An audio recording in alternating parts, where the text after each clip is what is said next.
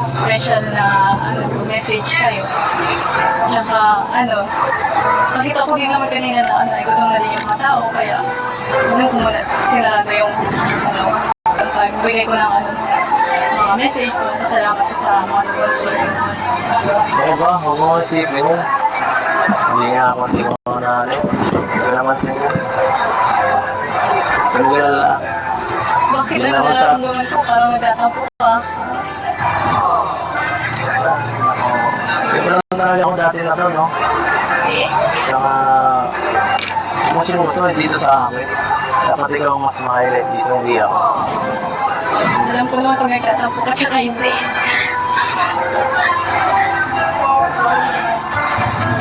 Kung sipin yun, tapos na yun. Hindi naman. Maliit na bagay yan.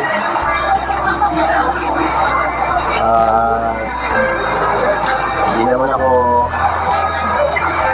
magkasang sa ng matagal kung ito. Saka wala naman dapat ito. Sanay naman ako sa inyo.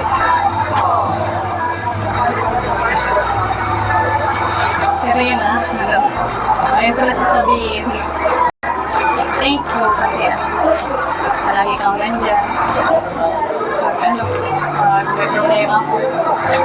Tapos nung kung malayo pa yung mga namin, lagi mong hinahatid, sundo.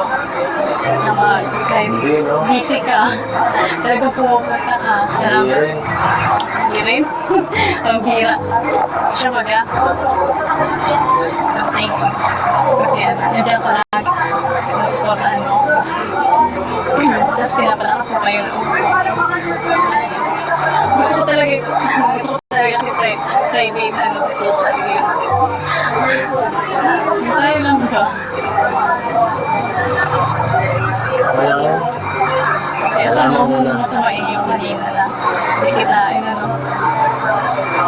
binamit ka rito. Sa harap ng mga ninong natin. Charot. Uy. Ano ba yan? Hindi pa yung galit? Sorry na kasi. Bakit na kasi magalit? Oo. Joke lang. Yan, nakatawa lang. Sige na. Sorry Hindi na. naman ako igalit sa'yo matagal. Hindi naman kita kayang tiisin. Yan, agad mo. Salamat. Gusto ko yun. Pero naman,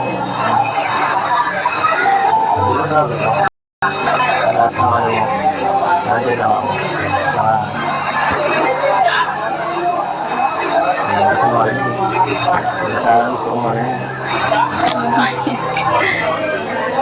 Ano gusto mo nga rin eh. Thank you.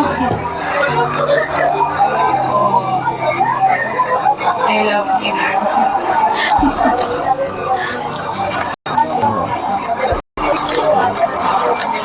Wala naman kaano-ano. Di ba sinabi ko naman nung nakarang lang? Nakakalimutin lang ako eh.